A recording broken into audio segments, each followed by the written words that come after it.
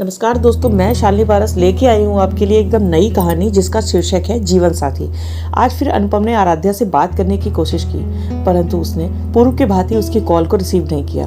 पहले तो अनुपम को लगा कि शायद वह व्यस्त हो, परंतु लगातार ऐसा होने पर उसे आराध्या पर शक होने लगा।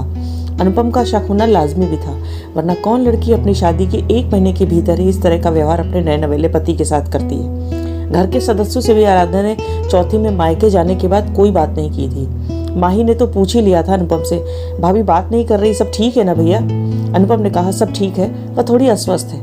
बाकी लोगों जैसे माँ और पिताजी को भी समझा दिया, पर अपने दिल को कैसे समझाए? कितना प्यार करता है वह आराध्या से, और करता भी क्यों ना, वह उसके जीवन का पहला प्यार थी, उसकी पत्नी। न जाने उसे ऐसा क्यों लगने लगा था कि आराध्या उसे प्यार नहीं करती। कारण जो भी हो, पर अनुपम के लिए यह जानना बहुत जरूरी हो गया था कि इसका क्या कारण है। अनुपम ने सोचा कल ऑफिस में छुट्टी है तो क्यों ना आराध्या से मिलकर उससे पूरी बात पूछी जाए। शाम को घर आकर चाय पीकर वह चुपचाप अपने कमरे में चला गया और जैसे तैसे उसने डिनर किया। टीवी देखने सबके साथ बैठा था और सबके सामने वो अपने आप को सामान्य दिखाने की कोशिश कर रहा था। वो नहीं चाहता था कि किसी को यह पता चले कि उसका वैवाहिक रिश्ता 1 महीने में ही डगमगा रहा है।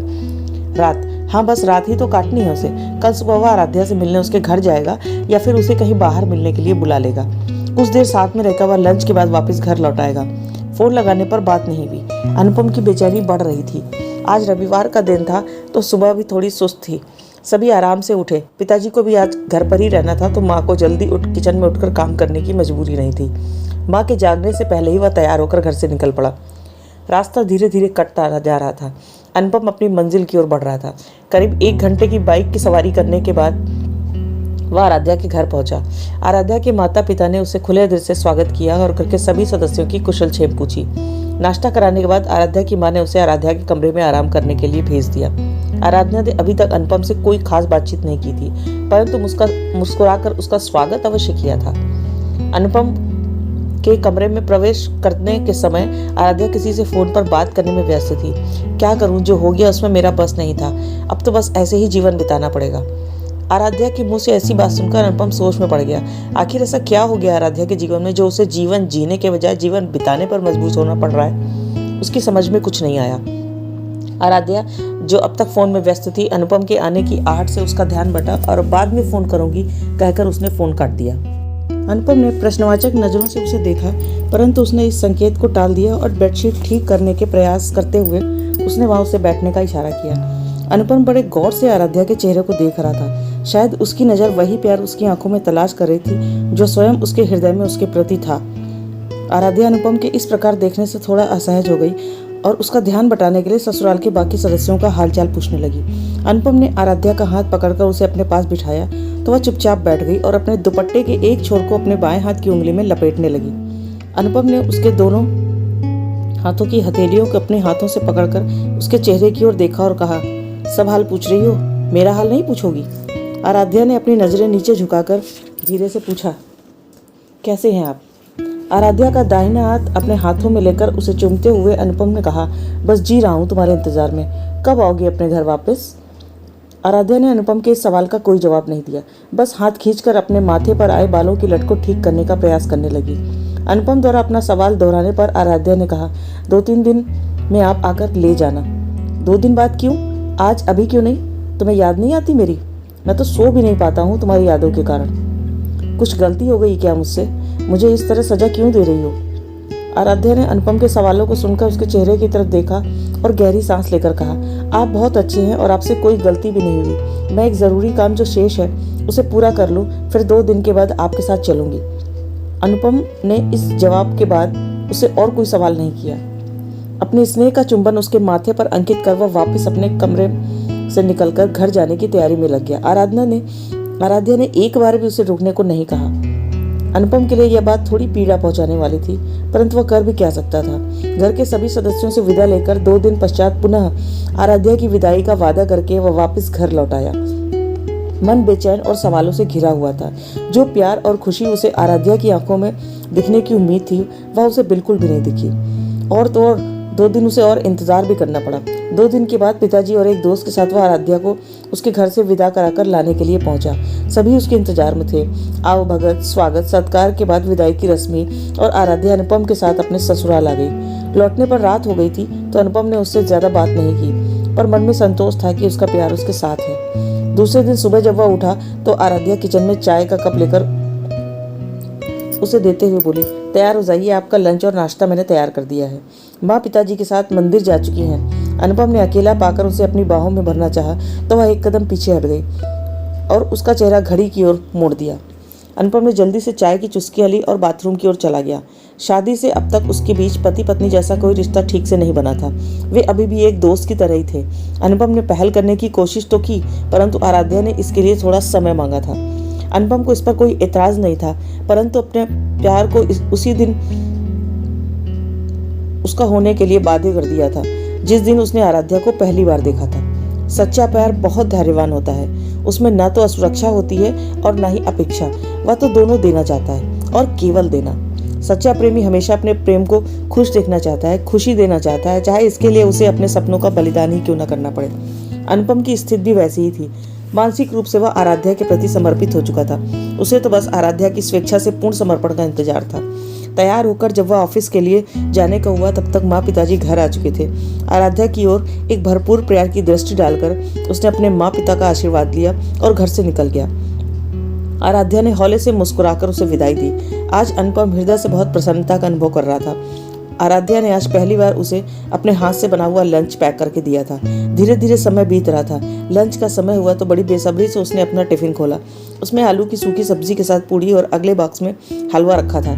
खाना स्वादिष्ट भी था और उसकी पसंद का भी। मन और प्रसन्न हो गया। दिन भर ऑफिस में व्यस्त होने के बाद भी उसे कोई मानसिक थकावट नहीं महसूस हो रही थी। वह जल्दी से जल्दी घर पहुंचकर अपनी आराध्या को देखना चाहता था। ऑफिस टाइम खत्म होने पर वह अपने घर पहुंचा तो माँ बालकनी में बैठी पौधों को देखभाल में व्यस्त थी। पिताजी अभी ऑफिस से आए नहीं थे। प्रश्नवाचक नजरों से अनुपम ने माँ को देखा तो उन्होंने बेडरूम की ओर जाने को इशारा किया। आराध्या शायद वहीं थी। माँ को अनुपम की बेचैनी दिख गई थी। माँ होती ही ऐसी है, जो अपने बच्चे के मन की बात बिना कुछ बोले ही समझ जाती है। शायद इसीलिए बच्चा जब असहज महसूस करता है तो उसे माँ की याद सबसे पहले आती है। माँ का इशारा पाकर वह बेडरूम की ओर बढ़ा। दरवाजा बंद था पर सिटकनी नहीं लगी थी, इसलिए हल्के धक्के से ही वह खुल गया। आराध्या बेड पर कुशन के सारे अधलेटी मुद्रा में फोन पर बात करने में व्यस्त थी। मैं तुम्हें भूलना नहीं पाना चाहती हूँ, क्या करूँ कुछ समझ में नहीं आ रहा। जीवन के मझधार में फंस गई हूँ, किस ओर जाऊँ निर्णय नहीं ले पा रही हूँ, पर मैं खुश नहीं हूँ, यह तो तय है। अनुपम के कदम दरवाजे पर ही ठिठक गए। आराध्या द्वारा बोले जा रहे ये शब्द उसके कानों में पिघले शीशे की भांति पड़ रहे थे। क्या मजबूरी है इसकी, और ये किससे बात करती है मेरी अनुपस्थिति में। मन में बहुत सारे सवाल थे और अब तो अनुपम के लिए इस जवाब को जानना बहुत आवश्यक हो गया था। अनुपम चुपचाप दरवाजे से वापस आया और धीमी आवाज देकर उसने आराध्या को पुकारा। आराध्या ने दरवाजा खोलकर उसे कमरे में बिठाया और पानी लेने किचन की ओर चली गई। अचानक एक मैसेज उसके फोन पर आया। उत्सुकतावश अनुपम ने उस मैसेज को पढ़ लिया। हालांकि यह कार्य उसके स्वभाव के विपरीत था, परंतु फिर भी अपनी पत्नी की परेशानी जानने की जिज्ञासावश उसे ऐसा करना पड़ा। मैसेज में अगले दिन 11 बजे मंदिर के पास उसे मिलने का समय दिया गया था। मैसेज भेजने वाले का नाम नहीं, केवल नंबर था। अनुपम ने उसका नंबर तुरंत नोट किया और चुपचाप बैठ गया। आराध्या पानी लेकर आ चुकी थी। पानी पीने के बाद उसने चाय पीने की इच्छा जाहिर की तो आराध्या ने कहा कि चाय तैयार है, आप जाकर चेंज कर लो। अनुपम ने मन ही मन में दूसरे नंबर वाले व्यक्ति को देखने का निश्चय किया। दूसरे दिन वह बिना किसी को बताए नियत समय पर नियत स्थान पर पहुंचा, पर वहां कोई नहीं आया। काफी देर तक प्रतीक्षा करने के बाद अनुपम वापस लौट आया। शाम को जब वह घर आया तो उसने आराध्या से चाय मांगी। चाय देकर आराध्या चुपचाप कमरे से बाहर जाकर किचन के कामों में व्यस्त हो गई। अनुपम उससे कुछ पूछना चाह रहा था, पर कैसे पूछे उसे समझ में नहीं आ रहा था। जितनी भी संदेह वाली घटनाएं थीं वे तो उसने चुपचाप ही देखी थी। वह कैसे बताए कि आराध्या को किसी के साथ हो रही बातों को वो चुपचाप सुन चुका है। वह अपने प्रश्नों के उत्तर जानने के लिए सही मौके की तलाश करने लगा। एक दिन अचानक जब वह ऑफिस में था तो माँ का फोन आया कि आराध्या की तबीयत खराब हो गई है और वह उसे लेकर डॉक्टर के पास जा रही है। अनुपम ने माँ से कहा वह भी आ रहा है, तो उसने मना कर दिया। अनुपम का मन नहीं माना तो वह बिना बताए ही माँ के द्वारा बताए गए क्लिनिक पर चुपचाप जाने का निश्चय किया। माँ को बाहर बिठाकर आराध्या चेकअप के लिए अंदर गई और काफी देर बाद वापस आई। अनुपम चुपचाप ये सब देख रहा था। सब कुछ ठीक था, परंतु एक बात जो अनुपम को असामान्य लगी वह यह कि आराध्या जब वापस आई तो डॉक्टर ने उसका हाथ पकड़ रखा था। दरवाजे के बाहर आते ही आराध्या ने अपना हाथ धीरे से खींच लिया। माँ और आराध्या के जाने के बाद वह डॉक्टर उन्हें दूर तक देखता रहा। डॉक्टर भावुक होते हैं, पर इस तरह का रिश्ता तो मरीज से नहीं रखते। अनुपम को यह बात थोड़ा अजीब लगी। उसके जाने के बाद अनुपम ने क्लिनिक के स्टाफ से डॉक्टर के बारे में कुछ जानकारी हासिल करनी चाहिए तो पता चला उक्त डॉक्टर का किसी लड़की के साथ प्रेम संबंध था, परंतु जाति अलग होने के कारण उनका प्रेम सफल नहीं हो सका और अब तो उस लड़की की शादी भी हो गई है। अनुपम के पैरों तले जमीन खिसक गई। उसे लगा सारा संसार गोल गोल घूम रहा है। थोड़ी देर वह वहीं पास बैठी बड़ी बेंच पर बैठ गया। थके कदमों से वह घर आकर अपनी माँ की गोद में सर रखकर लेट गया। माँ ने प्यार से उसके बालों में उंगलियां सलाते हुए पूछा, क्या बात है, सब ठीक है ना? नहीं माँ, कुछ ठीक नहीं। एक बात पूछूं आपसे माँ? हाँ बेटा, अगर आपकी सबसे प्यारी चीज कोई आपसे मांग ले तो आप क्या करेंगी? माँ ने ठंडी सांस लेते हुए कहा, ऐसी स्थिति में तो यह देखा जाएगा कि वास्तव में उस चीज की किसे ज्यादा जरूरत है। माँ की आवाज सुनकर अनुपम ने मन ही मन कुछ करने का निर्णय लिया और चुपचाप अपने कमरे में चला गया। अगले दिन रविवार था।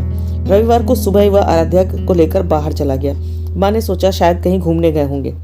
आराध्या को लेकर अनुपम मंदिर पहुंचा। वहां की व्यवस्था देखकर आराध्या ने सोचा शायद किसी परिचित की शादी है, पर माँ साथ क्यों नहीं आई? यह सवाल उसके मन में उठ रहा था। अनुपम ने इशारे से उसे एक स्थान पर बैठने को कहा।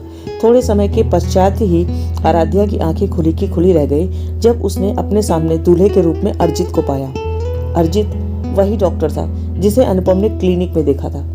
अर्जित को आराध्या के समीप लाकर उसने आराध्या का हाथ अर्जित के हाथ में दे दिया और पंडित जी से उनका विवाह संपन्न कराने को कहा। आराध्या इस स्थिति के लिए बिल्कुल तैयार नहीं थी। अनुपम द्वारा इस तरह से उसका विवाह अर्जित से कराने पर वह अनुपम के पैरों पर गिरकर फूट फूट कर रोने लगी। अनुपम ने उसे उठाया और अपने साथ लाया हुआ बैग उसे थमा दिया। बैग में उसके लिए शादी का जोड़ा, उसके अर्जित और आराध्या का हाथ अपने हाथ में पकड़कर जीवन साथी कहा।